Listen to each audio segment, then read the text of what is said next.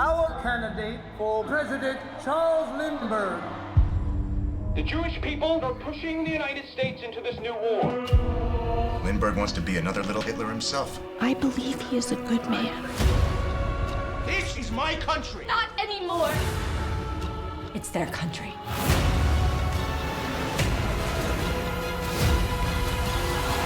We only think we're Americans.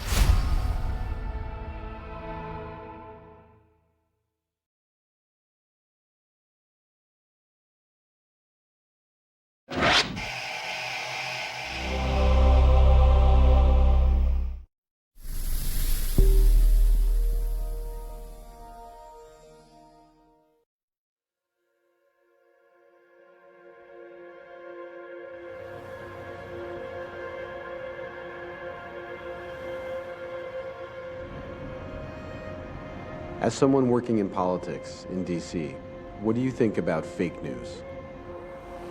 I would use fake news as a weapon because it's out there.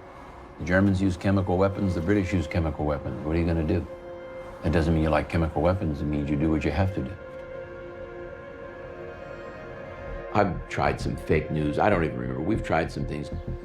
Yeah, there are terrible negative potential consequences, but so what? That's what I say. So what? What's the big deal? We've always taken the position in this country, let it all come out, let the people judge, despite the dangers. But how can the people judge fake stories and lies? Or do you think we're in a post-truth moment? Oh, I don't know. I mean, what is truth? You study philosophy. There is no reality, there's only perception. So when you say, are we in a post-truth moment? Most philosophers on all sides would tell you there was never any such thing as truth to begin with.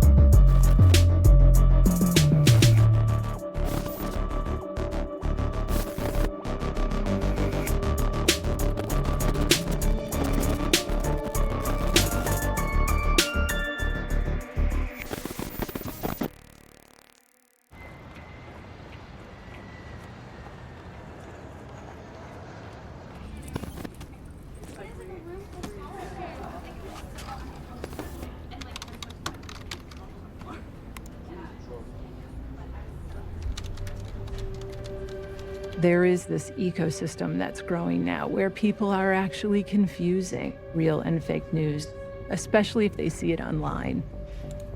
This post-truth culture that we're living in has real costs to the people who are victimized by those who come up with these theories and themes. People have suffered because of false news that's being spread online.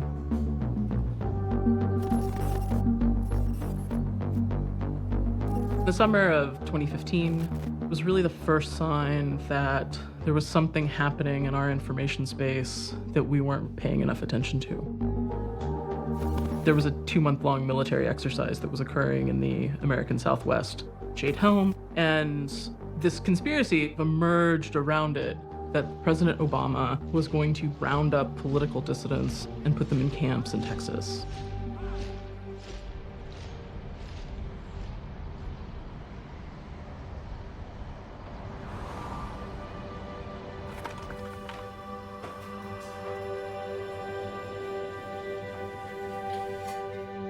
Fake news. What do I think about it? A very old saying comes to mind: don't believe none of what you hear and only half of what you see. I find myself there a lot. I don't know what's real and what's fake. Here in Bastrop, it's a very close-knit rural community. Typical small-town America, hometown value structure. In 2015, back during the Obama administration, there was a huge amount of concern about distrust of the national government. And once people found out that there was going to be a major military operation in Bastrop County, a lot of people were, making puzzle pieces fit together. We're going to be conducting the training exercise safely and courteously. We're not going to interfere with their privacy or their rights with this. The Army says it's an 8-week training exercise in a realistic setting, but they're not saying much beyond that. We began to get inquiries from people. Why are you allowing the military to come into Bastrop County? What's going to happen? And why are they coming here? And then all sorts of conspiracies were put together. The truth is that it's an exercise for enacting martial law in this country. This is conditioning for martial law and a takeover. And then I tuned into another show. They're saying the same thing. And I guess Alex Jones was right. There's been an awakening. We happen to be kind of the clearinghouse of a lot of conversation. People would come here, it's like the pub, to talk about it. Somebody shares a story, someone else commiserates, and then everyone else jumps on the bandwagon. I think it has a lot to do with, having a degree in Google. Whether it's vaccines cause autism, Masonic lizard people running the world, Jade Helm, we want so hard to believe, even in conspiracies, that things actually exist, that there is an underlying deal, that we have some knowledge that other people don't. And we want to believe all that, but sometimes it's just not true. I will be headed to Bastrop, Texas to report on the Jade Helm 15 military exercise. I don't trust the corporate media. I don't want somebody else to tell me what's going on. I want to go find out for myself. So I'll be in my view, Jade Helm was a psychological operation to gauge the response. Will the people, be complacent when this exercise happens? Will they push back? We're gonna go inside. See, this is what the corporate media does. They stand across the street and we go inside. Can't believe we're in here. I believe in personal responsibility.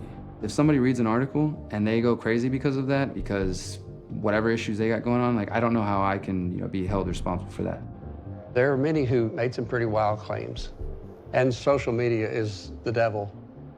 So in my interest in open government and in transparency, I said, well, let's just have a town hall meeting and explain this to everybody. Colonel Astoria came, and we asked him to explain to everyone who was interested what exactly the operation was going to entail. Jade Helm is simply just a challenging 8-week training exercise for unconventional warfare, and it's an exercise that will be conducted throughout Texas, New Mexico, Arizona, and Utah. Would the Commissioners Court consider reversing their invitation to these guys? And would the court be offended if I told the Colonel that I didn't believe a single word that he just said?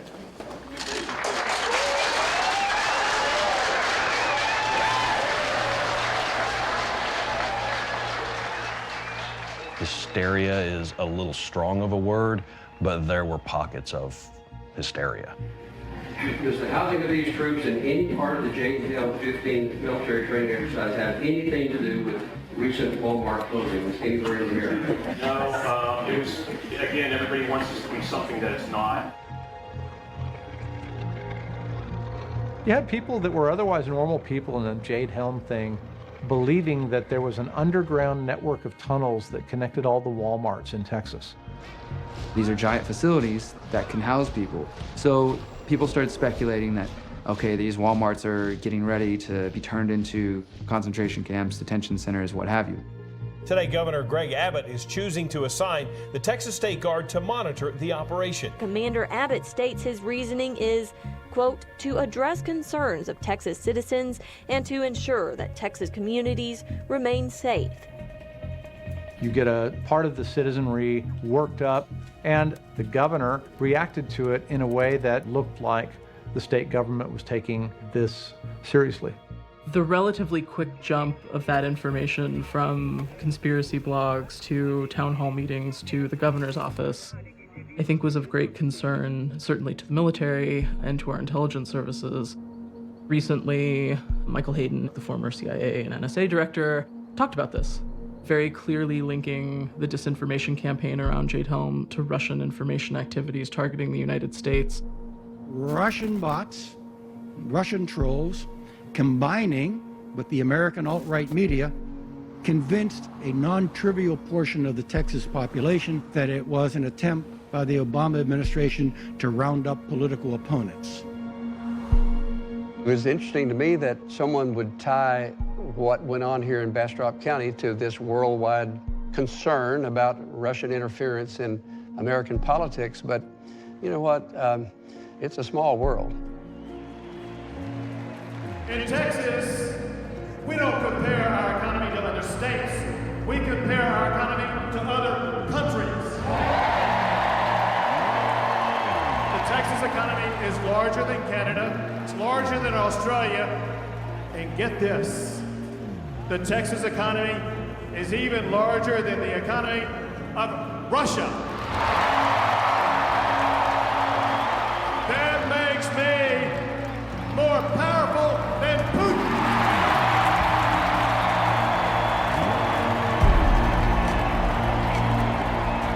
That was a test. And what all of it showed was we are in a weaponized information environment. So we're at the point now where I don't think people can distinguish fact from truth anymore, or people are starting to make their own truth. And honestly, I'm okay with that.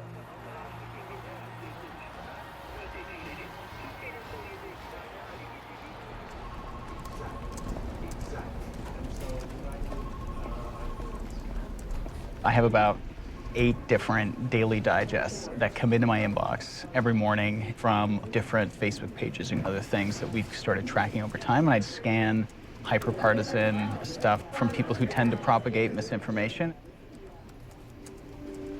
It's basically just like starting your morning bathing in internet garbage is pretty much the deal. I have been looking at false stories since 2014.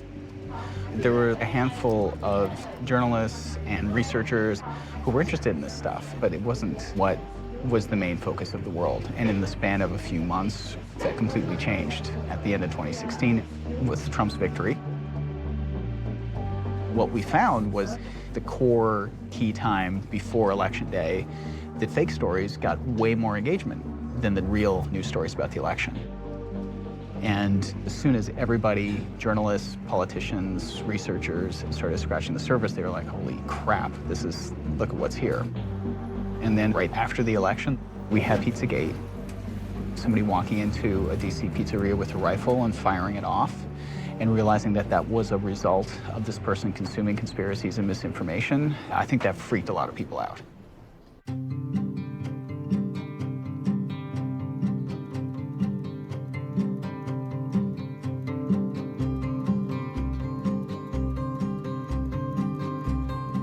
My restaurant, I try to be like, everyone's invited, just have a good time, play ping pong, eat some great food. Families and kids are the people who like it the most because it's like, it's fun, they can run around. Comet Ping Pong is a fixture here in Washington. Everyone knows this restaurant. People come from other parts of Washington to have pizza here. We do have some politically connected people that come in here, and that is just something that happens. I mean, I have CNN news anchors who have been eating here for years. But what Comet is about is this is a safe space for people to come in and be themselves.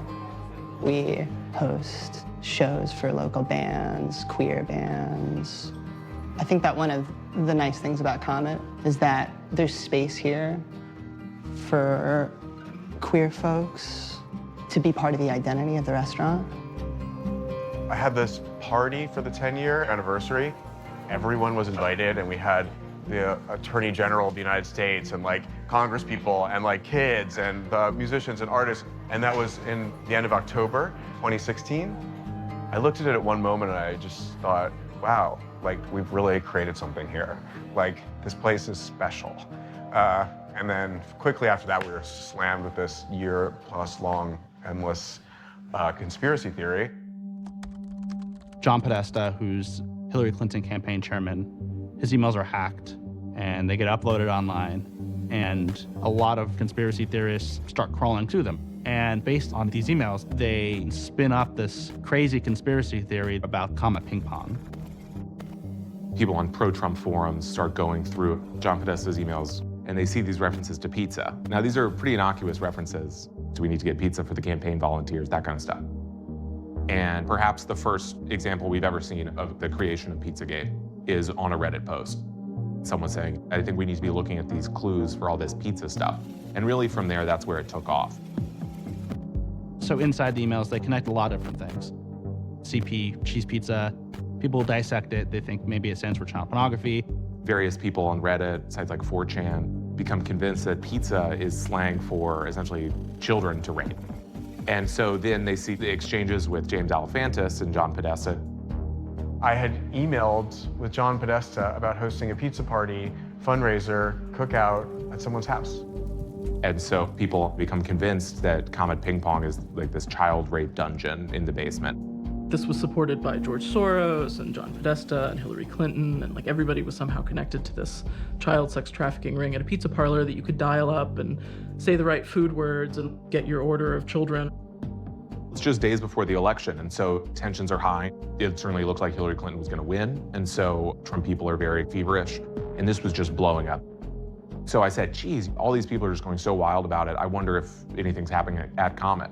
So I called him up. I got a call from a guy named Will Sommer, and he at the time was working at the Washington City paper and asked me if I had read about this or know about this online conspiracy theory that Hillary Clinton and I were human trafficking from Comet Ping Pong. And I was like, I don't know what you're talking about. And I make a comment like, everyone is really up about this election and passions are high, and I'm sure that it'll go away in a couple of days. The election happens, and then actually what happened is the days subsequent to the election, these online attacks started escalating and increasing in volume. We started to get messages onto like our Yelp page for the restaurant, reviews that were really weird and weird Facebook things. I had put pictures of my godchildren on Instagram. Now, obviously, I would know better than to put anything anywhere, but these images were stolen from my Instagram, taken and put up as some kind of evidence of nefarious activities going on. I just want you to ask yourself, why does this guy, I think he looks like he's in his late 30s, why is this coming on middle-aged guy have a photo of a random kid drinking milk? Pizzagate, like so many conspiracy theories, it starts to echo on 4chan. There are spaces that drive more extreme content. I would say 4chan is not, a bathroom may be too polite. Think of the rest stop on the interstate highway. 4chan is a dirty restroom. There's no toilet paper in the toilet roll. The sink has not been cleaned in months. And think about the kinds of things you saw on bathroom walls there. It builds on the internet, then it starts getting picked up by various right-wing pundits. You know, Alex Jones starts promoting it all the time. Pizzagate is real. The question is, how real is it? What is it? Something's going on. Something's being covered up. It needs to be investigated. So just call it. InfoWars becomes the Pizzagate network for a bit. The menu from Comet Ping Pong. Notice the symbol of the ping pong paddles and its clever resemblance to the FBI documents symbol for child love. There were so many different entry points for this specific attack. I'm trafficking or abusing these children is one. The other was that I or Hillary Clinton or the Podestas were kidnapping and selling these children to retain our immense wealth. There was this idea that because I'm gay, I obviously must be molesting children or something, which is a historical perspective on gayness. So many of the calls we've received, people saying, why do you like raping children? And being like, I know you're all gay. And that one is necessarily related to the other. A lot of what fuels misinformation and what we call fake news is hate. It is essentially some group of people either misunderstanding or having some sort of violent feelings about another group of people. And in the case of Comet, those who decided to target James found a little bit of hate and malice in the piece of Comet that is welcoming to the LGBTQ community. More and more we started receiving phone calls that ran the gambit of being just prank calls, I almost say, where people were like, can I get some kind of special pizza, or some ridiculous name? Something that meant to them something about pedophilia was code words. to just straight up death threats. People saying, gonna kill you, or we know what you're doing, we're gonna stop it, you're all gonna die. We know where you live, we are coming to the restaurant, we're coming to get you, you know, you need to kill yourself. There was a specific one where someone said, I'm gonna come to your restaurant with a machine gun and kill everyone inside and like cut your guts out and watch you die on the floor or whatever. And I was like, this is scary. What I was doing every single night was going online and checking Reddit, checking 4chan. Reddit had a new subreddit that had been started specifically for Pizzagate. It went from, within a week, 0 followers to 22,000 people who were subscribed to it. 1,500 of which were active at any given point, growing and growing and growing and growing. And even if they only spend 5 minutes a day trying to destroy my life, 22,000 people have more 5 minutes a day than I have 24 hours in my day. There it is. There it is, guys. So we're gonna go in and we're gonna infiltrate Comet Pizza. I got a phone call from someone who said, hey, I just want to let you know that I'm a friend of yours, and a guy named Jack Posobiec is in there filming you right now. I turned it off.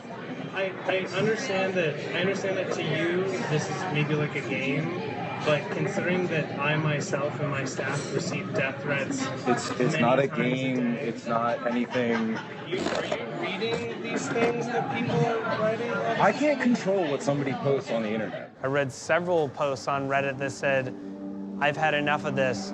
If I don't post back here in 3 hours, it's because I've been killed. I'm grabbing my shotgun and going into Comet. We were in real deep fear, like serious fear. These threats were so violent that I sort of like knew something would happen. Like I've always told you, we have a duty to protect people who can't protect themselves, to do for people who can't do for themselves. So it culminates with Edgar Madison Welch driving up from North Carolina. He's one of the people who's been consuming all this stuff, and he's become convinced that there really is a child rape dungeon in the basement of Comet Ping Pong. He wanted to come up here and save these children. He's a father himself. He had 2 young daughters. He was a classic InfoWars listener, follower. You know, people want me to look into it. I may just have to take off a week and just only research this and actually go to where these places are and stuff. In fact, I'm looking at getting on a plane. I can't just say something and not see it for myself. They go to these pizza places. There's like satanic art everywhere. Part of the pitch is get out there and help us unearth the truth. It turns people into a type of vigilante in which they're out there seeking what they think is justice. In the case of Pizzagate, a guy puts children in danger because he thinks he's rescuing children. We had this restaurant filled with families eating Sunday afternoon, and Edgar Madison Welch walks in this front door with a loaded AR-15 assault rifle, fully exposed, also with like a handgun and a knife, it turned out, and like walks through this restaurant. My young staff, who had been under online attack, they immediately see him, call the police, and go like table to table, telling each table that they need to go, like leave the building. And so each table, the customers are like, oh no, we're fine. Like, we're here to support you. It's okay. Like, we'll just keep eating or whatever. And these kids are like, no, you don't understand. There's a guy here with a gun. So they evacuate the building. This isn't a joke. Get out of the block.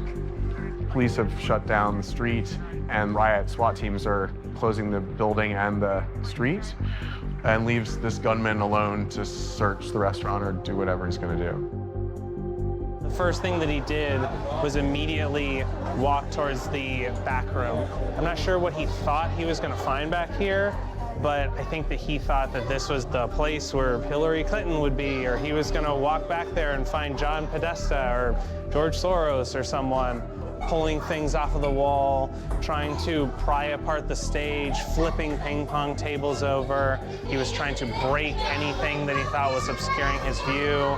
But he came over here to the only locked door in the entire restaurant, which is our employee closet. He shot through the door, which is a pretty dirty but innocuous employee closet. Houses our coats. Realized there were no children being held here.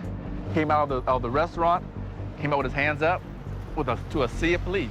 Hands! Hands! We got a guy coming out right now. Stand up! We got a white male subject Hands up! coming out of Hands the up, location. W.A. Hands in the air. Don't nobody move! Don't nobody move! Stay where you are. Bring him towards you. I got him. I can come back. Keep going. Keep coming to my voice. Do not turn around. Stop. Stop. Get down on your knees. Get on the ground. Lay prone on the ground.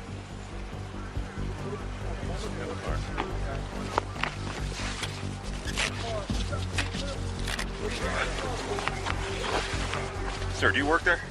No, sir. Are you Who else is in the location right now? Nobody else. Nobody else? What were you doing in the location? Making sure there's nothing there. Making sure there's nothing there regarding what? Pedophile ring. Regarding what? Pedophile ring. Pizzagate. He's talking about Pizzagate. This could have been a lot worse. Someone could have gotten shot. Anything could have happened here. So this was something that even some of the most seasoned crime reporters had never seen before. That someone came in armed for battle, came in on a suicide mission, either knowing he was going to go to jail or might end up dead, but was willing to do that based off of fake, erroneous news stories.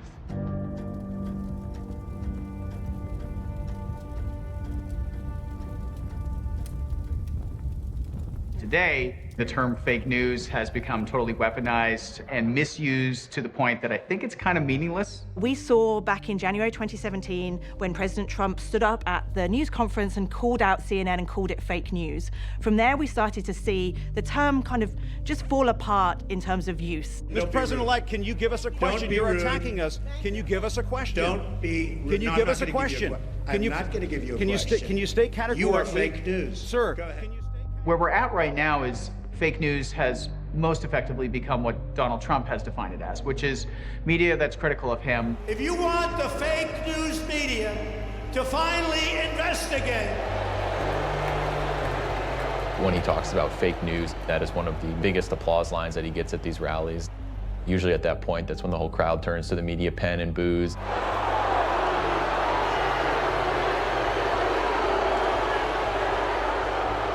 As a journalist, obviously, it's disappointing to see that kind of vitriol directed at the press. Don't worry, I don't like them either,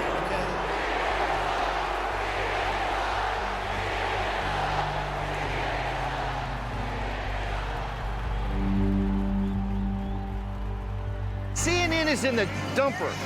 It's become synonymous with fake news. Nobody believes it anymore. We expect politicians to be fast and loose with the truth depending on the day. We know that. It's a car salesman. But we expect journalists, newsmen to tell the truth. That's what y'all, you're supposed to just report the facts.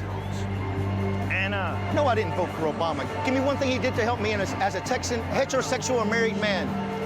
Did he lower my taxes? Nope. Did he increase my freedoms? Nope. Did he help my white, blonde-haired, blue-eyed kid go to college? Nope. Donald Trump's trying to stop my culture down here from changing. Look around. His style of populism is working. We're going to give him the benefit of the doubt. Why? Because he's giving us results. But y'all don't report that. The media is the public enemy. Let me show you the one I really like about tonight. This sums it up. That is money well spent right there. Because it's fake news. They don't report the truth. Truth's reality. You want to start living right, report the truth. That's all we ask for. Thank you. Well, I think fake news has become a very politicized term that is being used to censor conservatives. Evidently, because it's published in the New York Times, you believe it. If you do that, you're believing either government propaganda or mainstream media determined truth. And just because the New York Times published it doesn't mean it's true. Jerome Corsi is this longtime Republican operative and really one of the modern creators of this internet and media-fueled smear campaign. In the 2004 election, he co-wrote this book about John Kerry's behavior on this Swift boat, promoting the idea that John Kerry, who was this Vietnam War hero, was actually like this big coward, promoting this really baseless claim.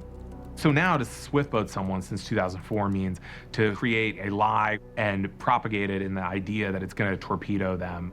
And Jerome Corsi was the creator of that. Cut to 2008, 2009, Jerome Corsi is probably the most prominent face of the birther conspiracy theory. So the idea that Barack Obama was born in Kenya. It's like all of the giant conspiracy theories of the past decade or two, Jerome Corsi has jumped on. And either he created them or he really got into pushing them.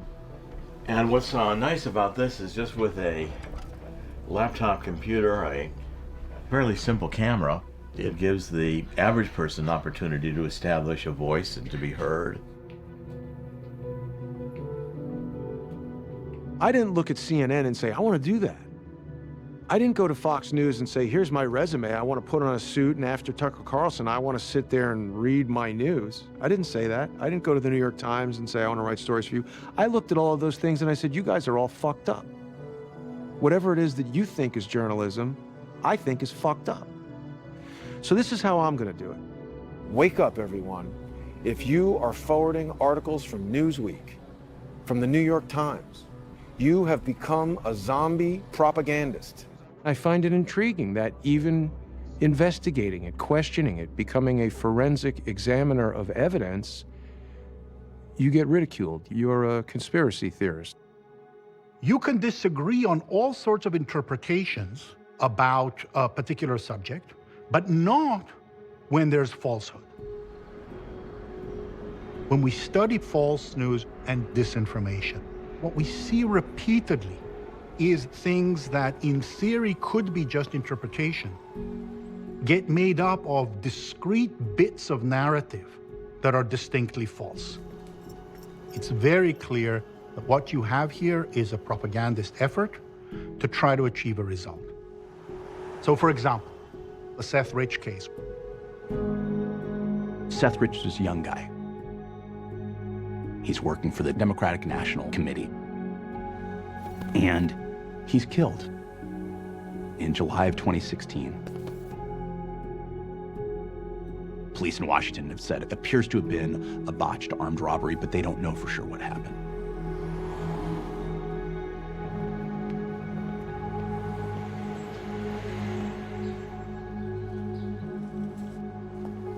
There were a lot of robberies in this neighborhood around that time. People are speculating, well, what kind of a robbery was it? Because his wallet was still on him, his watch was still there. But when a gun goes off, that's going to draw attention. So his assailant is not going to stick around and try to get those valuables. They're going to take off. And that's what happened in this case. Very early on, he wanted to do stuff that was involved in trying to make things better. There was 6.5 years between us. 100%. He was very much, the annoying little brother. And then as we got older, we got a lot closer just when we both got to the same spot in life. He had problems, he'd talk to me. If I had problems, I talked to him. So, we were each other's best friends and, always there for each other. He was the person that I knew I could always count on. And he was that, not just to me, but also to his friends. His over-the-top sense of humor. If you were having a bad day, no matter what, if it became his mission to make you have a good day, you just give in now. I had come back early from a vacation, and we had been playing phone tag since I got back. Obviously, that is something that I realized I would regret. Next morning, my mom called me. I remember her telling me that he had been shot and killed late in the night. I remember, collapsing on the floor of our townhome at the time, just in sheer disbelief. In the political environment that existed in the summer of 2016, having a DNC staffer that was murdered to a certain group of people just could not have been a coincidence. Somebody hacked into the DNC computer, and WikiLeaks just recently published a bunch of these emails, and there are a number of emails in which senior officials of the Democratic National Committee can be seen conspiring against Bernie Sanders. Seth Rich's murder follows the leak of emails from the Democratic Party. And his death very quickly is linked to the leak.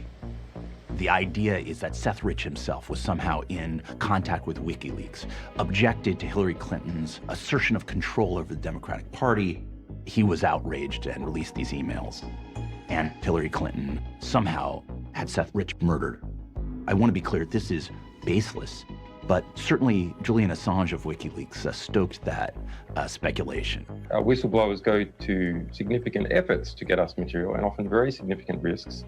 There's a 27-year-old works for the DNC who was shot in the back, murdered. That was just a robbery, I believe, wasn't it? No, there's no finding. Was he one of your sources then? We don't comment on who our sources are. But why make the suggestion?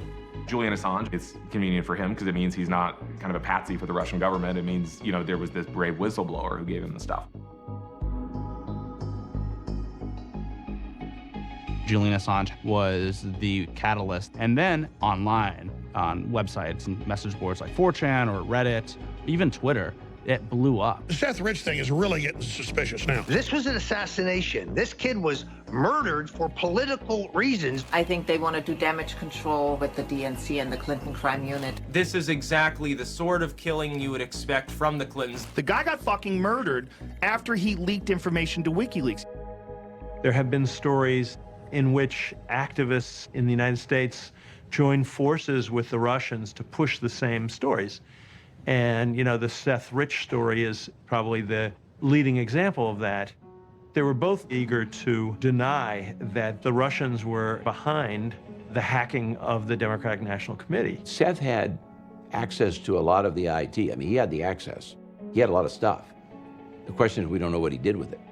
Frankly, we don't know if Seth was a good guy or a bad guy. We don't know if he was a leaker. We think he was a leaker. We just don't know. There's so many unanswered questions.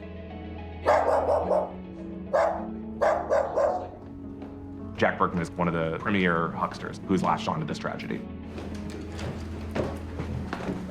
We'll show you here. Here's the office over here. This is it. This is the nerve center, man. So come down here. This is the doggy's room.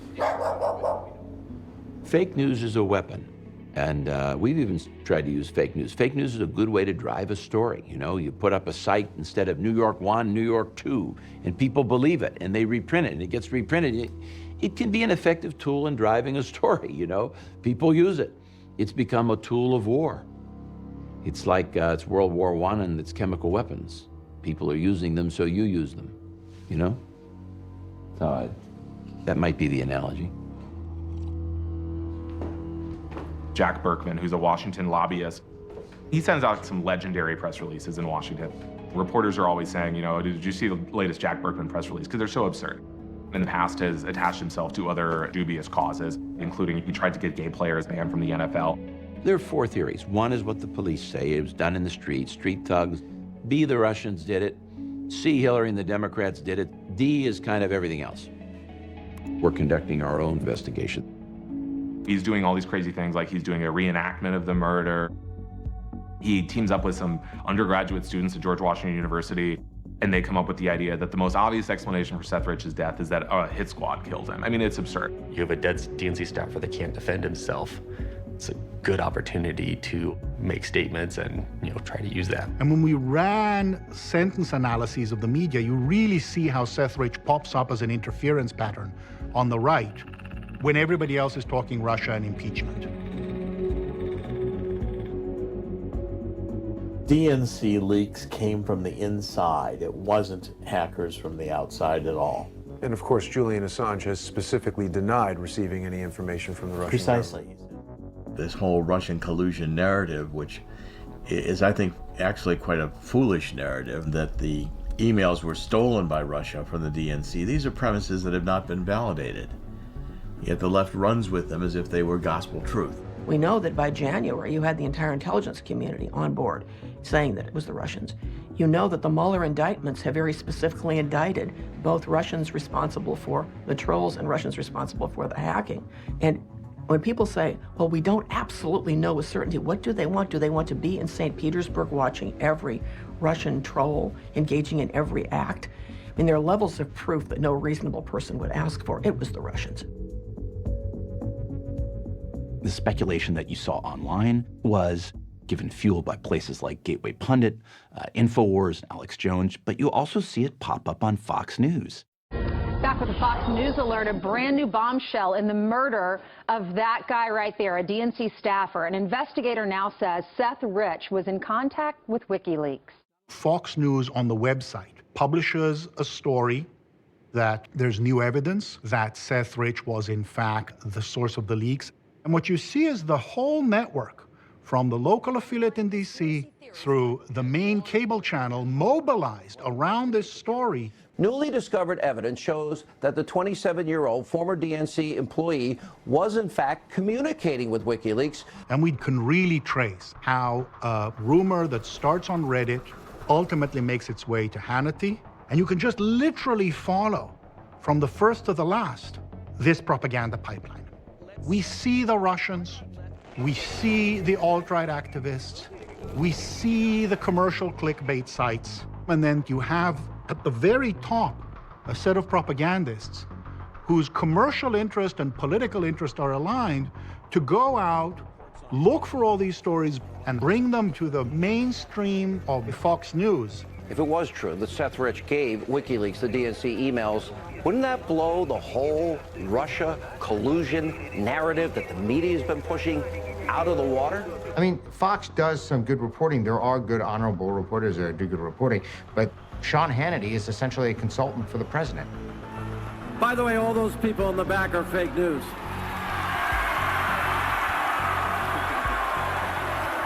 Spewing the president's views to his huge audience on Fox, and it's just like hook, line, and sinker. Sean Hannity says, and it must be true. And of course, Fox News is in the attention business, and so there's a sort of fake news laundering that is occurring. To date, there has been no new evidence that has come out that would justify the original story in the first place, let alone this constant resurgence.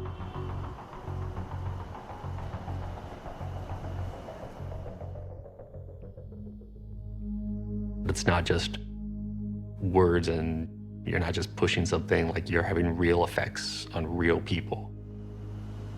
It's hard enough to process the thought of a family member being murdered, but very quickly went to, that I took money from WikiLeaks, that I'm cooperating with a hostile foreign intelligence service. Where's this even coming from? Being directly accused of being involved in any of this just turns our world completely upside down that was already turned upside down from the rest of the conspiracies. I still have not been able to sit there and really properly grieve the fact that he's not there. The number of times I've wanted to pick up my phone and describe this absolute ridiculous situation that's going on, the person I would call would be my brother. After extraordinary backlash from journalists, and especially from the Rich family, Fox withdrew its story. They said it didn't meet our standards. What they didn't do was apologize. You had a family who had been told their son had essentially committed a crime, an assertion for which they had no proof and no evidence. Sean Hannity not only hasn't apologized to the Rich family, but he hasn't disavowed it. Out of respect for the family's wishes for now, I am not discussing this matter at this time. I have no clue why they won't say it, pushing out false statements and not being willing to accept that they were false after being proven numerous times false. Doesn't make sense to me.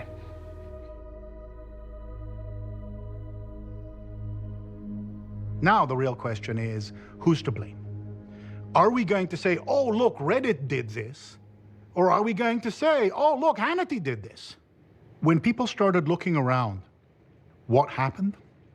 The answer always fell on what's new, and what's new was the technology.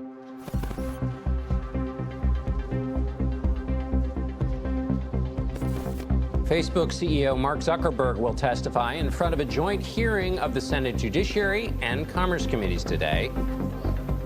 Senators will demand answers from Zuckerberg about Facebook's failure to protect millions of users' private information. They've actually added extra seats to this hearing room to accommodate all the senators who are going to be questioning Zuckerberg today. 44 of them. Zuckerberg is going to be in the hot seat for hours. If you think about Facebook specifically, there's more than 2 billion people around the world that log into it every month. There has never been anything like Facebook in the history of humanity. There are ads there, there's news there, there's your personal life, your friends. If he was to honestly say that he would no longer be selling any data, and if he would own up to it, then I think that They've done better than anyone else on the planet by sucking in every piece of information about you and what you do and what you think. And it's sort of like a digital fence. They've gotten everyone to paint the fence, you know, with your data, and they benefit from it. It's designed to actually give so much information about us individually so that Facebook can turn around and sell insight into what kind of communication will best manipulate me to do what someone else wants to do. As Facebook has grown, people everywhere have gotten a powerful new tool for staying connected to the people they love, for making their voices heard, and for building communities and businesses. But it's clear now that we didn't do enough to prevent these tools from being used for harm as well.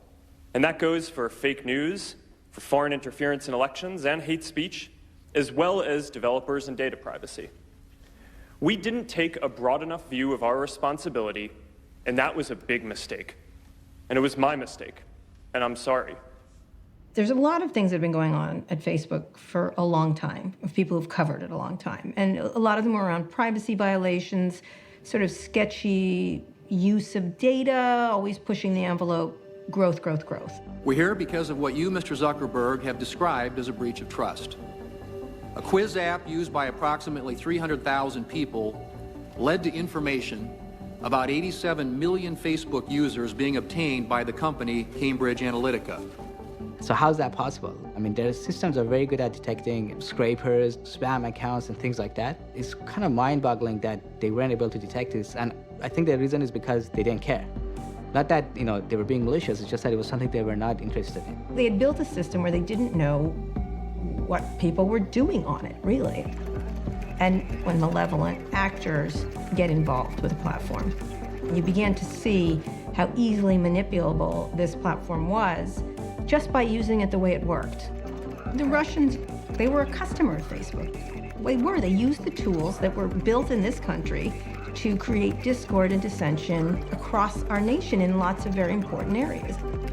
And some people, like Donald Trump, say not one vote was shifted, but that's not true. Personally, I think the idea that fake news on Facebook, of which it's a very small amount of the content, influence the election in any way, I think is a pretty crazy idea. So they moved from it was crazy to think so to okay, there was a little thing, and then there was more, and then I don't believe any of that. The only reason I don't believe it is because I don't think they know. These unverified divisive pages are on Facebook today. They look a lot like the anonymous groups of Russian agents used to spread propaganda during the 2016 election. Are you able to confirm whether they're Russian-created groups, yes or no?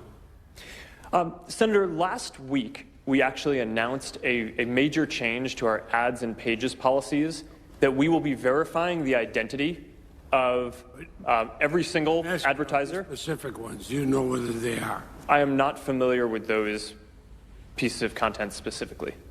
That's the way it was architected. It was architected to be a platform free for all, where nobody had responsibility except they got all the money. Probably a lot of the people involved in the hearings didn't actually understand the technology and the implications, and so, it's hard. If you don't really understand what's happening, you can't really question. Let's say I'm emailing about Black Panther within WhatsApp. Do I get a Black Panther banner ad? Senator, we don't Facebook systems do not see the content of messages being transferred over WhatsApp. Yeah, I know, but that's not what I'm asking. I'm asking. Everybody went in knowing they had 4 minutes or whatever to ask questions, and they were very focused particularly on privacy concerns. And nobody wanted to waste time on fake news, on Russia, on foreign actors. When you sign up for Facebook, you sign up for terms of service. Are you familiar with that? Yes. Okay. It says, what's about these terms of service? What? Like as if terms of service were our biggest national emergency. Oh my God, they can't read terms of service. Like, who cares? Who cares? Like they were not focusing on the problem at hand. It was just a ridiculous circus, and so therefore Mark came off well because he didn't like vomit on the desk or something. Like he didn't like fall apart. He answered questions. But you know, I'll get back to you, Senator. That's an interesting question, Senator. He said nothing. He said nothing. It will take some time to work through all the changes we need to make across the company, but I'm committed to getting this right. I don't think they're malevolent people. Mark is lovely. He's polite, he's earnest, he wants to learn. It's just that their basic premise is that this is just a benign platform. These are the most powerful tools in the history of our planet. They are. They just are. When you have these tools, people are going to find ways to use them in ways that aren't more nefarious than other ways, or at least experiment around them. Once you have a gun, you want to shoot it, you just do. Like, that's what a gun is for. A lot of these technologies are guns, and they're going to be shot.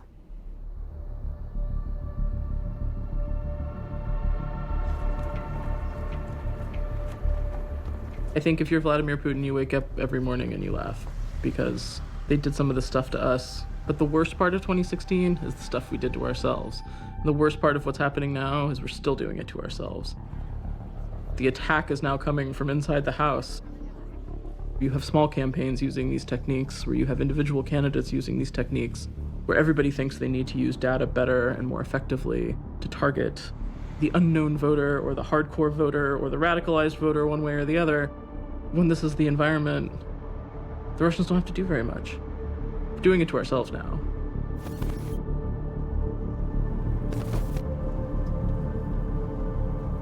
If somebody has chemical weapons and you deem it necessary to have chemical weapons to deter the chemical weapons, then, this is a classic Cold War phenomenon. On the Democratic side, there was a feeling that Democrats were behind in this race to use social media, to use technology. So there were some Democrats, it turns out, who were thinking like, we have to catch up in this race. We have to understand these tools. And one of the races that was sort of a natural to experiment in was the special Senate race in December of 2017. It pitted an extremely conservative Christian named Roy Moore, former judge, who's the Republican, against a Democrat named Doug Jones. There weren't a lot of other races going on, so Republicans and Democrats were very focused on this race. You have this old school, leveraging racist rhetoric, all the women who are coming out and accusing Roy Moore of advances on underage women and really inappropriate conduct. That was feeding into all of Democrats' fears coming out of 2016. What if this is happening again? What if these guys are winning elections again? So Reid Hoffman, the Silicon Valley billionaire, decides to bankroll his own pro-democratic campaign to dampen Roy Moore's chances. We got $100,000. I don't know if that was Mr. Hoffman's money or what it was. All I know is that money arrived and it was time to go to work. The Alabama Project, as I titled it, was an effort to use Facebook and emulate some of the tactics that had been used against Democrats in recent years. Doug Jones didn't know that this was happening on his behalf. It was an incredible run. It was an incredible election. It was a fun campaign, nerve-wracking campaign. Got a little weird on occasion. And then election night was just amazing. It is absolutely deafening in here. This news just coming across the screen there. Your election was won by about 20,000 votes, a fairly small margin. Oh, yeah, out of 1.3 million, I would say that was relatively tight. Doug Jones won, absolutely. All I did was push a little from the outside. Our effort, we were hoping, would help Republicans not turn out to vote. So we created a page called Dry Alabama, a conservative, pro-Roy Moore, pro-Republican bunch of people who wanted to make Alabama dry again because the liquor laws had gotten too liberal. And our idea was that if you show this to moderate suburban Republicans, they will say, oh man, these Roy Moore supporters, they are crazy. And if these Roy Moore supporters are so crazy, then I just can't support him. That was the idea. If you're like me, you're fearful for the souls of our brothers and sisters. We made videos, and some of the videos were just mocktail recipes. Try this moral take on a sinful beverage, a righteous mint julep. I have a knack for creating new voices, and in this particular case, it sounded like a real conservative. You were pretending to be somebody that you weren't. Oh, sure. I was definitely pretending to be a conservative when I wrote that stuff. I felt empowered for the first time ever, really, to finally give maybe a Republican Party a taste of its own medicine a little bit. Fundamentally, the fakery is going to happen. It's happening to me, so why should it not happen to you? It was December of 2018 when the New York Times article came out in which the allegation was there was a creation of some fake news type accounts to try to influence the election in my favor. And I was absolutely, one, stunned, two, pretty outraged, pretty angry about that, and immediately said so, and immediately called for an investigation. At least two groups of Democrats that we've found out about were experimenting with essentially Russian techniques. New Knowledge was part of that, so was Tovo Labs, and it turns out so was my little group. I did not know that at the time. The New Knowledge stuff, some of that seems pretty sketchy to me. So let's start with the idea that reality is a construct of your mind. And what that means in a philosophical context is that all of us live in our own subjective reality. A little cyber security company called New Knowledge based in Austin, Texas. They got some money from Reid Hoffman through a pass-through to this little project. This group created a conservative Alabamian Facebook page to try to influence conservatives, even though they were Democrats, they were liberals. These were the guys the Senate hired to do a comprehensive report, which was quite a well-done report, on what the Russians did in 2016, and here they're caught doing a little bit of themselves in U.S. politics. It's very embarrassing for them, very damaging for them.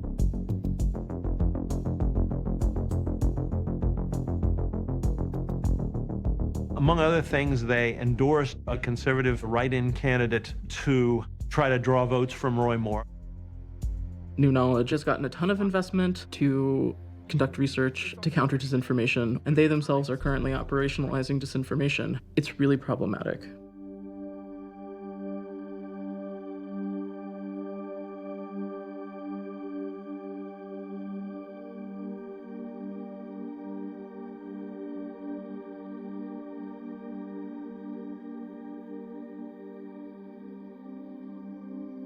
It's still a little bit mysterious because New Knowledge and Jonathan Morgan, the CEO, I think, lying to me about various things. And it was kind of loosely run and involved multiple people, and I think some people had different ideas about it than others.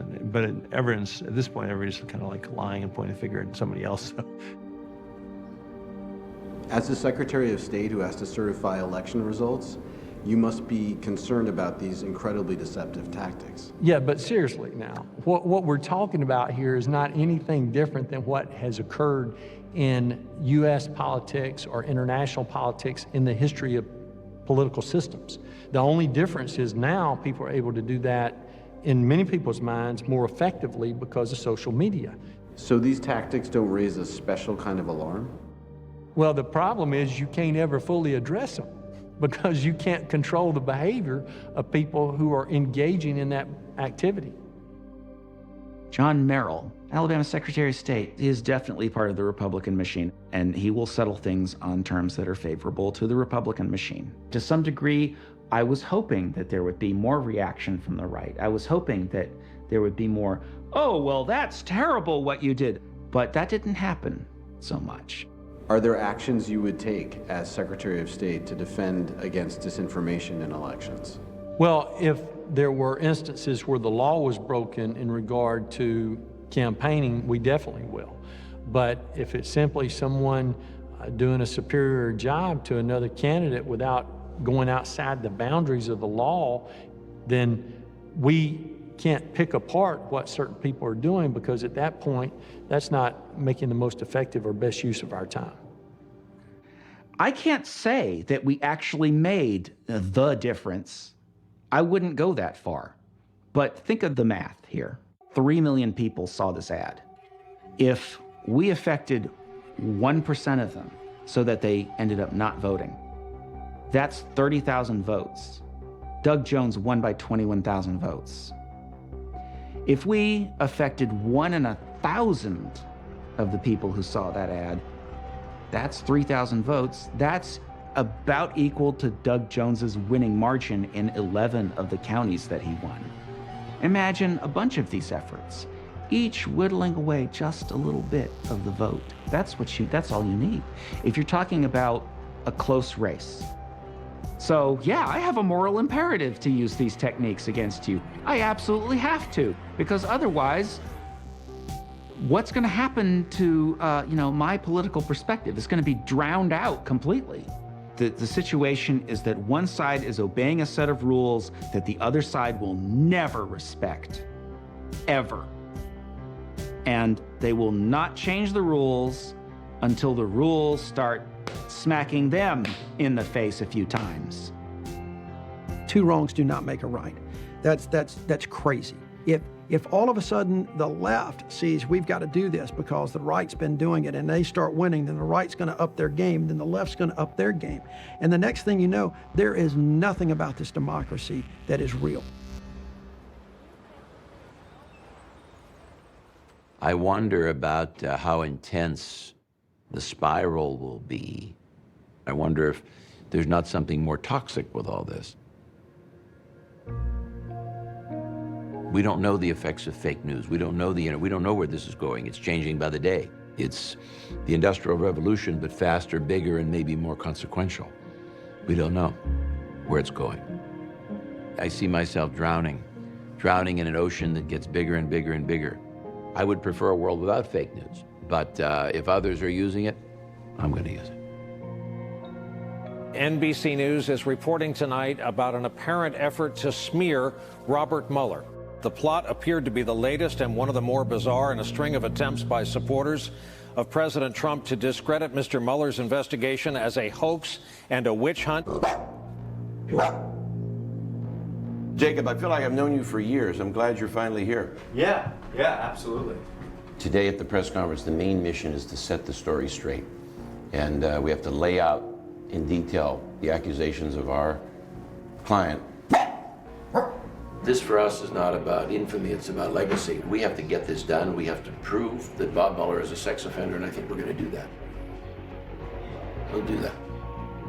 If we were seeking infamy and publicity, we'd be doing other things. This is too hard. Yeah, believe me. This is too hard. We put out a notice offering a reward, $25,000 reward for whistleblowers, either within Bob Mueller's organization or within the FBI for bad stuff. We were looking for dirt on McCabe or Mueller. Jack Berkman says he's going to bring forward a sexual assault accuser against Robert Mueller. And the accuser is going to come to this press conference. And so this is obviously an explosive charge. So you saw a lot of interest from media outlets willing to look into this if this were something that were true, despite even the fact that these people are fringe characters. You're on like 10 magazine covers. Do you know that? On the cover. You're on the cover. Well, I don't know how many people, how many publications have called me a Nazi this week. I mean, geez. Jacob Wohl is a guy who rose to fame by being an obnoxious character on Twitter. Jacob Wohl is a charlatan who is part of the bizarro world, Trump-verse information machine. He has wanted to be more important than he is for some time. You know, I think it kind of hurt Jack's case to have Jacob also involved in it, because he was already such an untrustworthy character. Any word from our gal? Yeah, she's not going to come. No, okay, that's fine. Yeah. You think she'll do it, and will she pick another day? I think there's coin flip odds. All right. Off we go. Let's say that she made a last-minute decision. I'll just say in the last 30 minutes, because of threats and other things, she's made a decision not to appear today, but we're going to go over the details of her sworn statement. She's extremely scared amid a flurry of death threats. And she's safe? You could say something like, we have her in a safe house. I'll leave all that to you. Yeah, just say in the last 30 minutes, because I'm telling all these reporters she's there, otherwise they won't come. Yeah. You know this. Reporters they're lazy and they're dumb. Right. They go to Harvard, but they're dumb. They don't. A journalism major, I mean, come on. They're dummies. Here's how you write an article. You can learn that in about 12 minutes. Yeah, what do they teach them in journalism? Yeah, exactly. Journalism.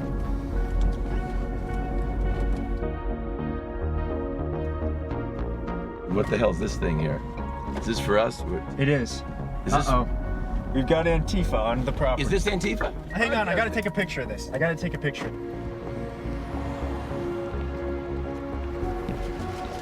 They bust in a mob, it looks like. They bust, really? What? Look at that, they bust in. Antifa? Who's busting? They bust in a mob. Jesus, look at this, huh? Wow, we must rate, you know? Yeah, I'm Jacob. You're Jacob. Who are you? Jacob. I'm Adam Goldman, New York Times. Adam Goldman, that's right. I think you followed me on Twitter recently. I Or did. did you? Yeah. Yeah, looks like they got a rent-a-mob Soros bus here. How do you know that? I just saw it out the window. So that is a rent-a-mob Soros. How can you say that? I'm sitting behind a wall, and they're like, ha, ha, ha, here's a Soros-funded bus bringing protesters in. And I said to him, that's just a bus. It looks to be that's what it is. So you have no evidence. Wait, let's just get straight. I said it looks you have no evidence to suggest that is a Soros mob bus, but yeah, you're saying. Sorry, you gotta be careful what you say. This is just chatter between two guys. I got you. Right. There's a bus outside. You're making a claim that it's a Soros mobster bus. Probably is. Probably. Then he goes and tweets it. Tweets a picture of the bus. He's just created fake news. You see the toxicity that ends up on Twitter and on other social media, and these guys are the creators. It offends me as a journalist, somebody who spends an enormous amount of time trying to get to the facts that they're polluting real news. I'm on the train, Amtrak headed to D.C. from New York to go to this press conference. It's in the Roslyn Holiday Inn where Jack Berkman normally holds these things, and it comes to light that the accuser's not going to show up. It's not surprising that this isn't panning out, right? Will Summer at the Daily Beast. Will, good to finally meet you. You as well. See you on Twitter all the time. Yeah, you as well. So what's the deal? No accuser? We're gonna go right in right now. All right. Yep. See you in a sec. All right. Well, so no accuser today, huh? No, what's happened, we'll talk about that. She's received a lot of death. She signed a sworn statement this morning. How's she? Who she is? I'll let Jacob tell you about that. She got a lot, number of them. We have to think about the threats, like Will just said. How did she get threats if nobody knows who she is? Hundreds of threats. They said they're going to come here and cause trouble. But they've all asked, how did she get threats if no one knows who she is? He is going to be there. We're going to take 5, 6, 7 questions. We're not going to take unlimited questions. That's how this thing falls apart. Okay. Good idea. Good idea. Questions. That's the key. Now, do you want And don't call him the New York Times guy that's sitting right behind me. He's a rat bastard. He's trying to throw this whole thing off. Gotcha. Wow. Boy, this is tough. This is tougher than NFL gay. This is tough. Good afternoon, everyone. My name is Jack Berkman. This is Jacob Wall. There has developed in the last week, as I'm sure all of you have noticed, a rather tragic and sad backstory that somehow I or Jacob or others paid or attempted to pay some woman for coming forward. None of this is true. So they come out with this affidavit from this woman named Caroline Cass. The report is put together by this organization called Surefire Intelligence. And this goes online before the press conference. And so that was where a lot of people started digging. On its website, this looked like a pretty legitimate organization at first. It says that they were former spies and things like that work at Surefire Intelligence. And there are numbers, supposedly different bureaus around the world. And so if you reverse search the number, it was registered to Jacob Wolf's mother. We had a reporter here who was on the phone with Jacob, and he said, "Are you sure this isn't just a front for you? You're not, Surefire Intelligence is a real thing." And he's, "Oh, yeah, don't worry about it, don't worry about it." Well, as it turned out, pictures on Surefire Intelligence of their employees were people like Christoph Waltz, a Hollywood actor, some models. Head of Surefire Intelligence, he was a kind of shady-looking guy on his LinkedIn page. It was really dim, but someone just brightened it in Photoshop, and it was just a picture of Jacob. So as people kept realizing how fraudulent Surefire Intelligence was, that was the setup for the press conference. Jacob and his firm went through the most intense vetting of any woman in one of these situations, and I've represented other women in these situations, as you know, that I have ever seen. And we determined that the accusation was credible, or we wouldn't be here today. First of all, I want to stress, no one is questioning Ms. Cass's account here. We didn't know her name until 20 minutes ago, okay? We're questioning you two, both very uncredible people. And here's what I want to know. No, why do you say we're uncredible? You know, you had all the Seth Rich stuff, whatever. My question is for Jacob. Why were you so shady about Surefire Intelligence? You told one of our reporters you didn't run it, there was this alias, there's all these made-up people. What's going on there? The investigation at that point was still in flux, and it was important that I preserve my anonymity as I move through it. But if you want your anonymity, then why are you doing this press conference now? Like, you could have just gone to the New York Police Department, right? Well, a lot of that is up to Caroline. At the time, she made a decision, for whatever reason, we didn't know her at the time, to not report it to police. But is she reporting it to police now? Like, are you going to the cops? Yes, we're in the process of doing that now. Let me say something about it. When do you expect that to be wrapped up? This is ongoing. This is ongoing. It's supposed to be filed. Probably, I would think, by the end of this week. Yeah. The end of next week, next Friday. You filed that with NYPD, correct? We have not done it yet. A lot of those decisions are up to my client. I'm just the lawyer. We are still in the process of gathering evidence. The idea was that Caroline Cass had met Robert Mueller when she was at a hotel bar in New York a couple years ago. And she claimed that Mueller basically made her go up to his room and sexually assaulted or raped her.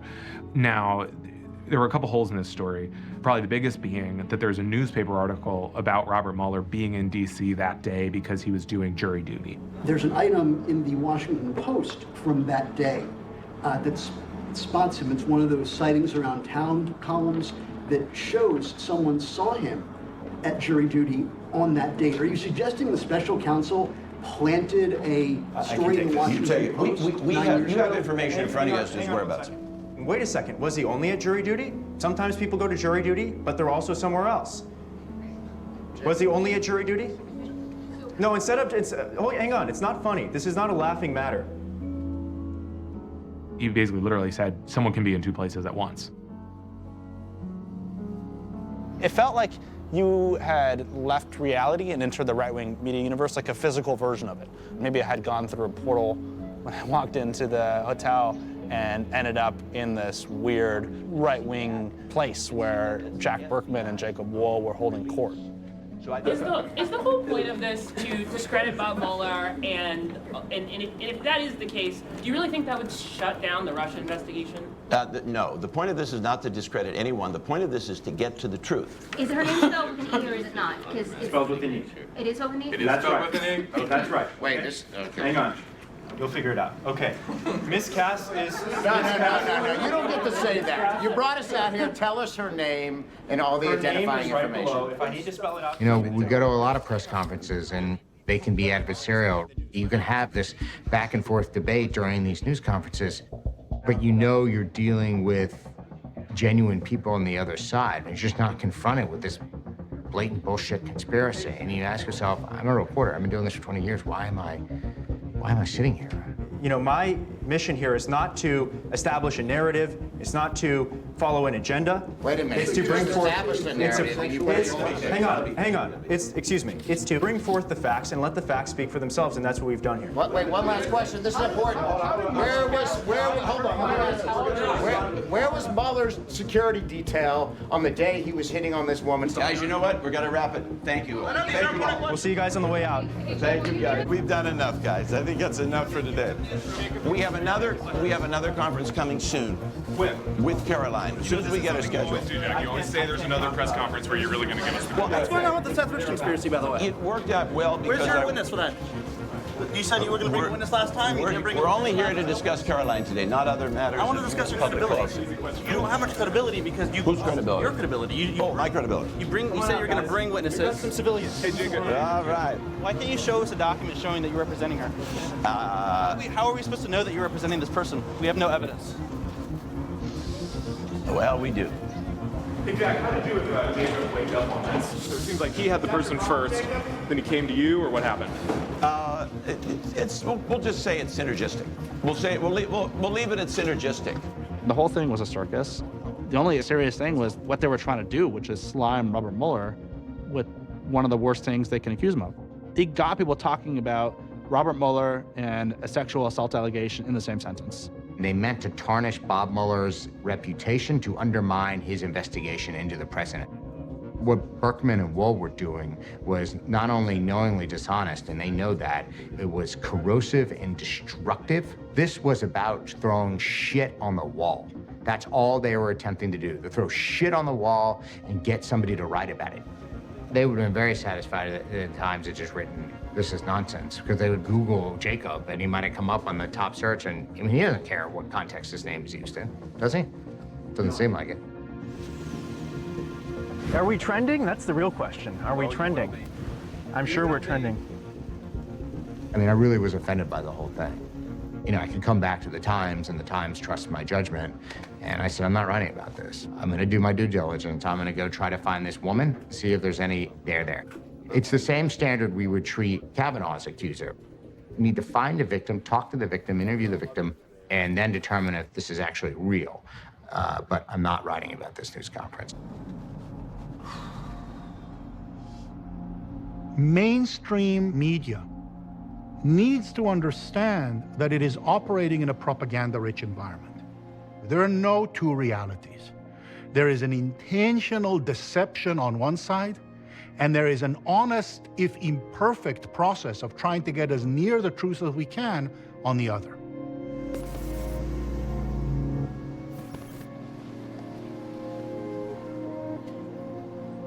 Today in the red chair again, in the same place we talked 2 years ago, is Tristan Harris, the co-founder of the Center for Humane Technology. We spend about a fourth of our lives now in artificial social systems, meaning in these digital environments. And that's just on screen. I mean, when you're off screen, you're still thinking thoughts that came from that artificial social environment. Conspiracy theories on these, magnified by these platforms times a billions of people. It has completely fragmented our truth. And more importantly, the scale of the disinformation and misinformation people tend to underestimate. I don't think you've had Guillaume Cheslow on the program, but he's the ex-YouTube recommendations engineer. He works with us. And his research showed that Alex Jones was recommended 15 billion times. Right. There's a cover-up going on. They are pulling videos of this young man, a David Hogg. He's on the fake news, CNN, known for staging things. And he says over and over again, I am not a crisis actor. I am not a crisis actor. Right-wing conspiracy theories going viral about David Hogg, a 17-year-old Parkland shooting survivor. The unsubstantiated claims say he's a crisis actor, a trained actor who takes advantage of tragedies for political gain. Tuesday, the conspiracy went viral on Facebook, Instagram, Twitter, and YouTube. Are they crisis actors? I mean, I don't know. I think the possibility exists. A picture of Emma Gonzalez tearing what appeared to be a constitution. Was it really a constitution? Was it, what do I think about it? I think it's pretty disgraceful. Why would you tear up the Constitution? Well, so in fact, that photograph was fake. It was photoshopped. Okay. She wasn't holding it. I got you. Knowing that that was purposely photoshopped and faked, yeah, that's more upsetting than the fact that she was allegedly tearing up the Constitution. Facebook, the city without signs and police forces and garbage, that's the city they built. What company wouldn't shut down absolutely provable false information? They create the platform where it gets spread and then are like, oh, what can we do? They hide behind the First Amendment, and they are not the government. They can make choices, they just don't want to. To say fake news, in other words, I don't want your news because it's fake, is antithetical to the principles of the First Amendment. You can't say fire in a crowded theater when there's no fire. That's what Justice Holmes said, because it could lead to people being hurt. But if someone gets up and preaches revolution and there's no imminent likelihood that there's going to be any violence resulting from that, then that speech has to be tolerated. First Amendment says the government can't suppress speech, but there's no reason that platforms or communities can't say this kind of commentary is beyond the pale, and people who insist on saying this are going to suffer a penalty. They're not the federal government. It's not a public square. These are private entities. They can do what they want. It's just more convenient to do nothing. It's more profitable to do nothing. I'm worried about the future for others, because what happened to me can happen to anyone. A more vulnerable person or institution like Comet would have been taken down right away. These online weapons that are directed at different people and institutions have lasting consequences and do destroy people. In the case of Pizzagate, now, to my mind, when Facebook finds something like that, they should shut it down. Why did you build tools that allow someone to do that or allow it to iterate and iterate and iterate? What tools could you build where that isn't iterated again and again? White men, younger, run Silicon Valley. If you don't ever feel unsafe in your life, you do not understand lack of safety. You do not build that in. I had someone at Twitter talk to me about they had gotten attacked online. First time happened. And they were like, oh, that was pretty bad. And I'm like, welcome to the world of women. Welcome to the world of people of color. Welcome to the world of marginalized people. This is what it's like every day. If you could think of a really awful thing that could happen with your product, you need to figure out ways that it doesn't have as much damage. They have not spent enough time doing that. Oliver Darcy from CNN. InfoWars is pretty, I mean, I don't know if you've been to the page, but they pretty much make stuff up to get clicks and generate revenue and scare people. And I can't understand how Facebook can say we're serious about fighting fake news and false information, but allowing InfoWars and Alex Jones to profit off your platform by using it to generate a lot of clicks.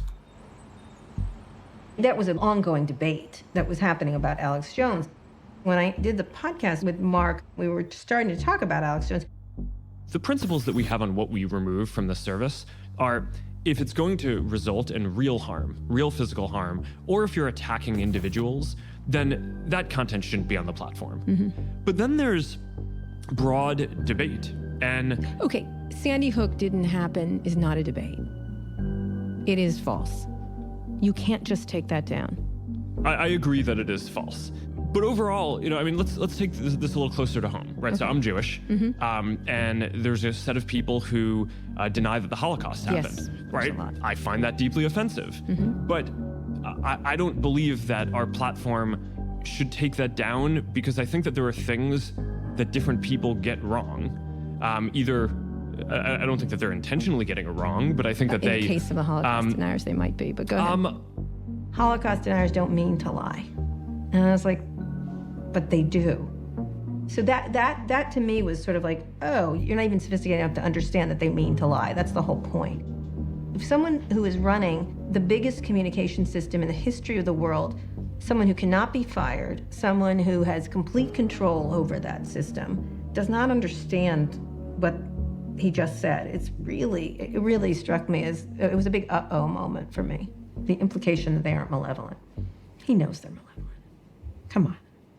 You can take them off. Like, it's okay. He's gonna get flack for it, but he gets paid the big bucks, right? Alex Jones. He is the founder of InfoWars, and he is now feeling the heat himself. YouTube, Facebook, and Apple all announcing they're removing his content from their platforms. What changed in that summer? Apple did it. When Apple was like, you know, enough, basta, that's done. Everybody else then goes, oh no, now if they do it, I guess it gives us cover to do it. Apple last night removed the entire library of Alex Jones's podcasts from their store. And then we've seen throughout the day actually, tech platforms just basically remove Alex Jones from their websites. He had been banned by most platforms except for Twitter. And so he's on Capitol Hill yelling about censorship and conservatives under fire and oppression and all this Alex Jones stuff. And so I was going to cover Jack Dorsey, the Twitter CEO, testifying in front of the House committee. And I'm standing in line waiting to be let into this room. And out comes Alex Jones. Look at this right here. The guy that goes around policing and calling for censorship and then claims that Trump's wrong, there's no censorship of conservatives or patriots. You are incredibly shameful. How are you doing, Alex? You're just, look at you, look, you are literally an anti-American, anti-free speech coward. You're gonna go down the history books at the Criminal News Network. This is one of the main people right here. He comes over and starts berating me. He sticks multiple cameras in my face. There's a crowd that gathers of his right-wing supporters. Come on over here, Drew. I want to get this guy on tape. This is unbelievable. I was literally saying I don't see the Criminal News Network here, but indeed we do, right there at the front of the line of the trough. And for about 10 to 15 minutes, he is just yelling in my face. I mean, look at those eyes, folks. If you want to see the eyes of a rat. Alex Jones has chosen to latch onto Oliver as a hate figure. They'll pick people, and frankly, I don't think it's an accident that it's often a woman or a person of color. Just look at this guy's eyes, man. That is who will rule your life. Look, I mean, he's even more evil looking in person. Something to think about the decisions that you make. The next day, Twitter bans him, and what their reasoning was, to my understanding, is because he live streamed him berating me. He used a Twitter service to do that, Periscope. It violated Twitter's rules against targeted harassment. And so that was his last strike. That whole thing was sort of ironic. Yelling and complaining about losing his platform ended up leading to him losing his last remaining platform, being Twitter. USA! You're the classic, hateful, vicious leftist who just wants to go out and attack people. Shame on you! Shame on you! You don't know nothing. You're disgusting. And look, you're unbelievable anti-free speech as well. You know nothing. Nothing.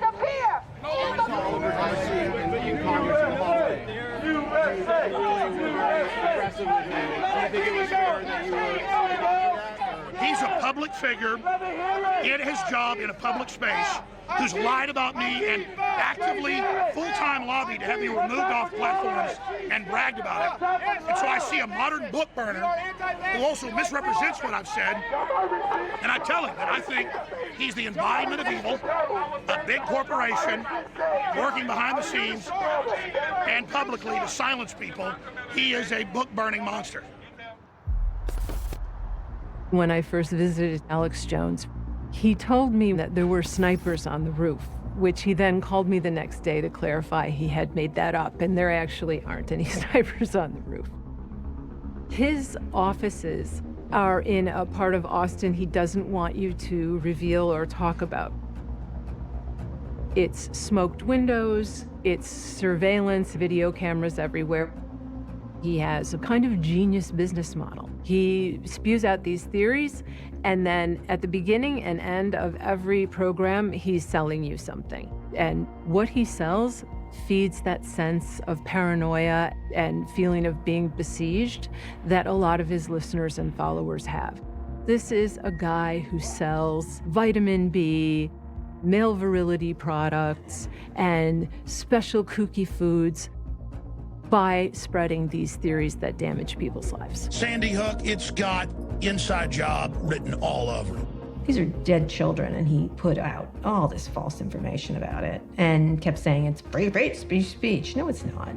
The Sandy Hook families have been begging for years to have this or that piece of video removed, this or that Facebook post, this or that tweet. And oftentimes they feel like that fell on deaf ears. Deplatformed is such a bloodless term. You know, I've been deplatformed. What does that even mean? And when you talk with the families, they'll say, you know what that means to me? For the first time, it means I'm not afraid to open my mail. You know, that I'm gonna see a threat from someone. And that threat coming in my mailbox means they know where I live. Just like James Alefantis, just like Seth Rich's family, they wanna know. Does the First Amendment actually protect the types of claims that have caused us such damage and such harm? And, you know, had one of them say, you know, this makes me feel like in 30 years, truth will be what pops up first when you search on Google. You know, if you type Sandy Hook into Google and this content isn't taken down and the purveyors of this content aren't taken down, that the first thing you'll see is that it was a hoax. So then these people have actually changed reality. The only way you fight this sort of fake news is with the truth. I mean, I don't know of any other way to do it. You certainly don't fight it with fake news. You don't win that battle by playing their game. One of the most important targets of propaganda, and this is true of Russian propaganda in Russia, it's true of propaganda in the United States, is to achieve this state of disorientation, this denial of the idea that there is a truth of the matter. Challenging what is knowable is a fundamental way of upending a system and making it impossible to govern. It's also a way to ensure that you and I can't ever come to compromise on anything.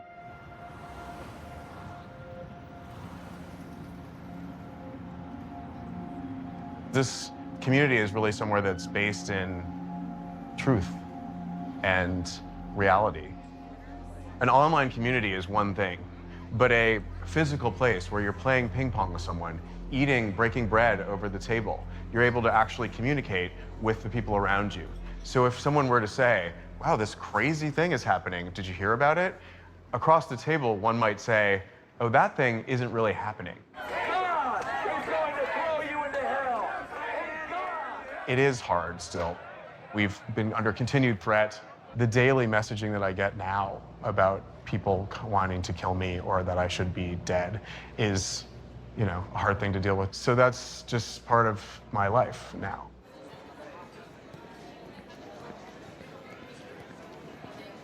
But the community saved us. Like, it's the community. They, like, saved the restaurant, basically. And also were like, you need to open on Monday. And I was like, we're not opening on Monday. We're never opening. Like, this restaurant is not going to be open again, was my thought, feeling, and response. We called a meeting of the staff and was like, what do you want to do? And I said to them, you know, I can take every precaution. We would have armed guards at the doors, police surrounding the building to open our pizza place when we can. But I was like, I don't want to really open because I'm scared.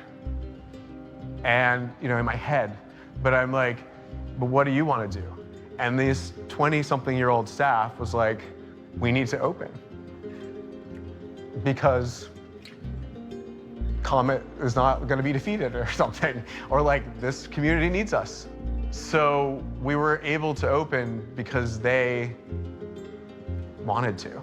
And the support of this community, who also were calling the restaurant saying, we want to come there right now.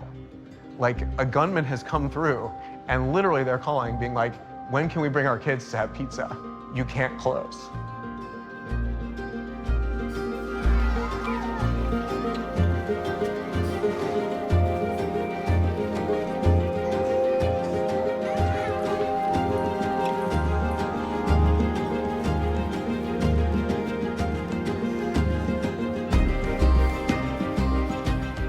Like, it's a simple recipe. It's family, community, and truth. Like, that's why we're here.